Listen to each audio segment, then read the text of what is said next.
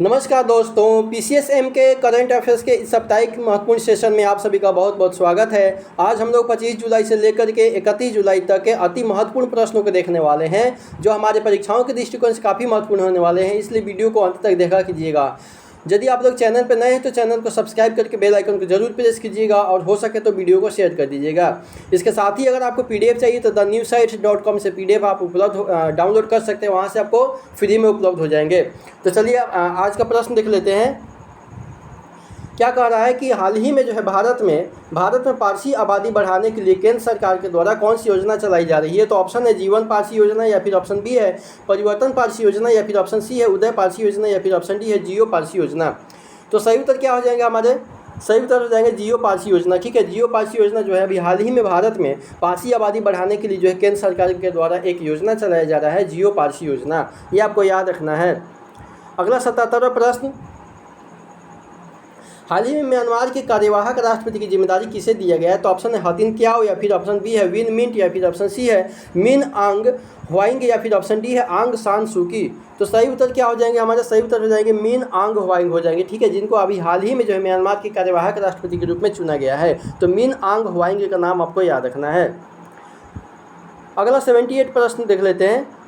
क्या कह रहा है कि हाल ही में अहोम वंश की किस दफन प्रणाली को जो है भारत की 43वीं प्रविष्टि के रूप में जो है यूनेस्को की विश्व धरोहर सूची में शामिल किया गया था। तो ऑप्शन है धौलावीरा, या फिर ऑप्शन बी है मोहनजोदाड़ो, या फिर ऑप्शन सी है मोइदम, या फिर ऑप्शन डी है राखीगढ़ी।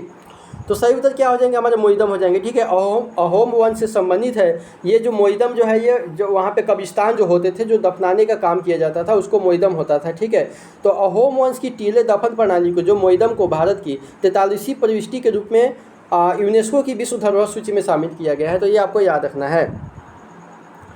अगला 79 प्रश्न, कि हाल ही में भारत में जो है नौसेना स्कूलों के लिए क्या लॉन्च किया गया है। तो ऑप्शन है नया पाठ्यक्रम, या फिर ऑप्शन बी है एकीकृत ERP और वेबसाइट, या फिर ऑप्शन सी है छात्रवृत्ति कार्यक्रम, या फिर ऑप्शन डी है खेल अकादमी। तो सही उत्तर क्या हो जाएंगे हमारे? एकीकृत ERP और वेबसाइट लॉन्च किया गया है। ये आपको याद रखना है। अगला 80वां प्रश्न, कि हाल ही में किस देश ने जो है एशियाई आपदा तैयारी केंद्र की अध्यक्षता संभाला है। ऑप्शन है चीन, जापान, भारत, या फिर दक्षिण कोरिया। तो सही उत्तर क्या हो जाएंगे हमारे? भारत हो जाएंगे। ठीक है, अभी हाल ही में जो है भारत सरकार के द्वारा एशियाई आपदा तैयारी केंद्र की अध्यक्षता संभाला गया है। तो ये आपको याद रखना है। अगला 81वां प्रश्न, कि भारत की पहली एकीकृत कृषि निर्यात सुविधा जो है कहाँ स्थापित किया जाएगा। ऑप्शन है चेन्नई पोर्ट, या फिर ऑप्शन बी है जवाहरलाल नेहरू पोर्ट मुंबई, या फिर ऑप्शन सी है विशाखापट्टनम पोर्ट, या फिर ऑप्शन डी है कोलकाता पोर्ट। तो सही उत्तर क्या हो जाएंगे हमारे? जवाहरलाल नेहरू पोर्ट मुंबई हो जाएंगे। ठीक है, जिनको अभी हाल ही में जिनके द्वारा पहली एकीकृत कृषि निर्यात सुविधा स्थापित किया गया है। तो जो जवाहरलाल नेहरू पोर्ट मुंबई आपको याद रखना है।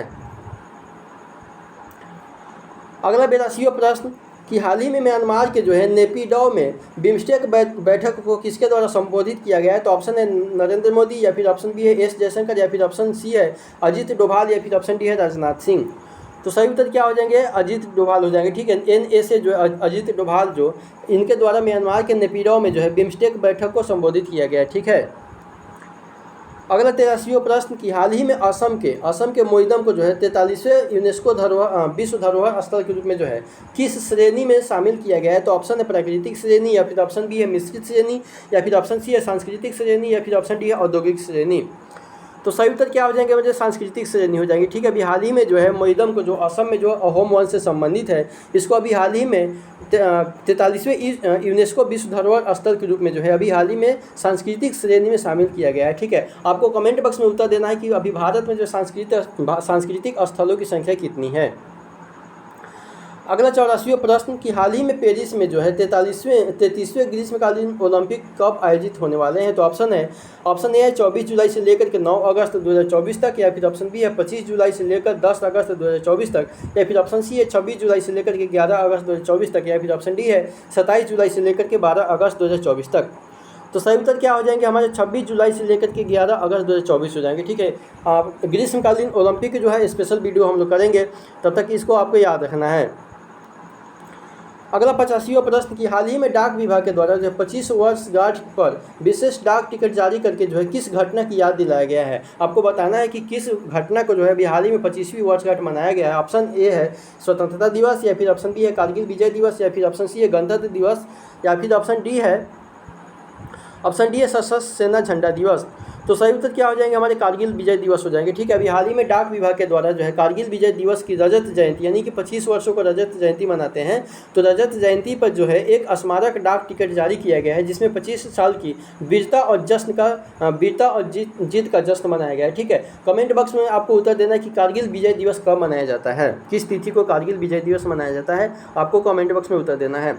आगे हम लोग 86वां प्रश्न देख लेते हैं कि हाल ही में 27 जुलाई को जो है राष्ट्रपति भवन के सांस्कृतिक केंद्र में जो है नीति आयोग की नवीं गवर्निंग काउंसिल की बैठक की अध्यक्षता किसके द्वारा किया गया है। तो ऑप्शन है अमित शाह, राजनाथ सिंह, या फिर ऑप्शन सी है नरेंद्र मोदी, या फिर ऑप्शन डी है निर्मला सीतारमण।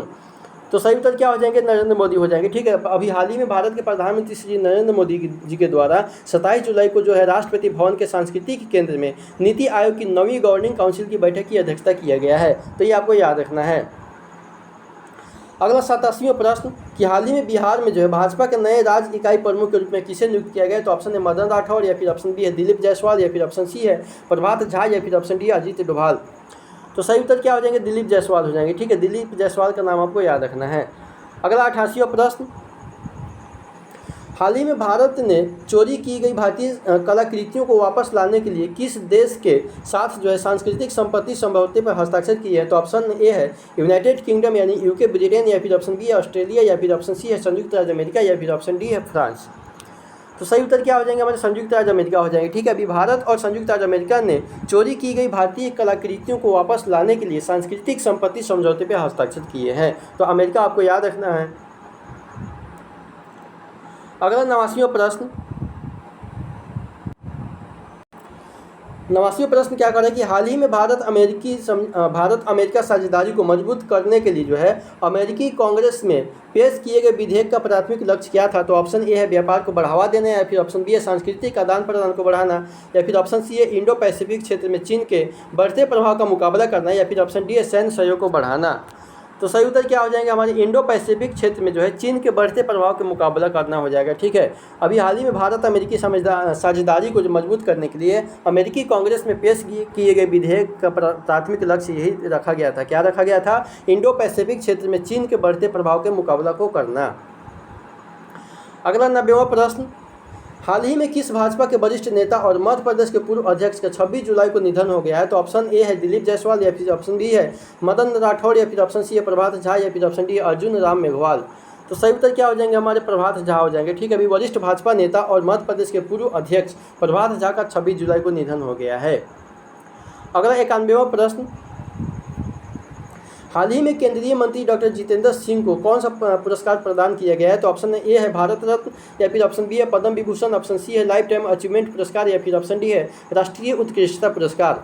तो सही उत्तर क्या हो जाएंगे हमारे लाइफ टाइम अचीवमेंट पुरस्कार हो जाएंगे। ठीक है, अभी हाल ही में डॉक्टर जितेंद्र सिंह को जो है उनके महत्वपूर्ण योगदान और सेवा को मान्यता देते हुए प्रतिष्ठित लाइफ टाइम अचीवमेंट अवार्ड से सम्मानित किया गया है। ये आपको याद रखना है। अगला 92वां प्रश्न कि हाल ही में कारगिल के नायक कैप्टन हनीफुद्दीन की प्रतिमा का अनावरण जो है कहाँ किया गया है। तो ऑप्शन ए है Delhi, option B Kerala, option C है राजस्थान, या फिर ऑप्शन डी है पंजाब। तो सही उत्तर क्या हो जाएंगे हमारे केरल हो जाएंगे। ठीक है, अभी कारगिल के नायक कैप्टन हनीफुद्दीन की प्रतिमा का अनावरण जो है केरल में उनके स्कूल में किया गया है। तो ये आपको याद रखना है। अगला 93वां प्रश्न, अगला प्रश्न देख लेते हैं 93वां प्रश्न कि हाल ही में किस संगठन को जो है पर्यावरण संबंधी पहल के लिए ग्लोबल वाटर टेक अवार्ड 2024 से सम्मानित किया गया है। तो ऑप्शन ए है मुंबई मेट्रो रेल कॉर्पोरेशन, या फिर ऑप्शन बी है Chennai metro rail corporation limited, या फिर ऑप्शन सी है दिल्ली मेट्रो रेल कॉर्पोरेशन, या फिर ऑप्शन डी है बेंगलोर मेट्रो रेल कॉर्पोरेशन। तो सही उत्तर क्या हो जाएंगे हमारे, सही उत्तर हो जाएंगे दिल्ली मेट्रो रेल कॉर्पोरेशन हो जाएगा। ठीक है, अभी हाल ही में दिल्ली मेट्रो रेल कॉर्पोरेशन को पर्यावरण संबंधी पहल के लिए जो है ग्लोबल वाटर टेक अवार्ड 2024 से सम्मानित किया गया है। ठीक है, कौन सा पुरस्कार है, ग्लोबल वाटर टेक अवार्ड 2024, किसको, तो दिल्ली मेट्रो रेल कॉर्पोरेशन। ये आपको याद रखना है। अगला 94वां प्रश्न कि हाल ही में गोवा में जो है भारत अंतर्राष्ट्रीय फिल्म महोत्सव के लिए महोत्सव निर्देशक के रूप में किसे नियुक्त किया गया है। तो ऑप्शन ए अनुराग कश्यप, या फिर ऑप्शन बी है शेखर कपूर, या फिर ऑप्शन सी है विशाल भारद्वाज, या फिर ऑप्शन डी है करण जौहर। तो सही उत्तर क्या हो जाएंगे हमारे, सही उत्तर हो जाएंगे शेखर कपूर। ठीक है, अभी अनुभवी फिल्म निर्माता शेखर कपूर को जो है गोवा में भारत अंतर्राष्ट्रीय फिल्म महोत्सव के लिए महोत्सव निर्देशक नियुक्त किया गया है। ठीक है, तो शेखर कपूर का नाम आपको याद रखना है। अगला 95वां प्रश्न कि हाल ही में जो है 27 जुलाई 2024 को प्रधानमंत्री नरेंद्र मोदी की अध्यक्षता में जो है नीति आयोग की गवर्निंग काउंसिल की बैठक का विषय क्या था? तो ऑप्शन ए है डिजिटल इंडिया 2030, या फिर ऑप्शन बी है विकसित भारत 2047, या फिर ऑप्शन सी है सतत भारत 2050, या फिर ऑप्शन डी है अभिनव भारत 2025।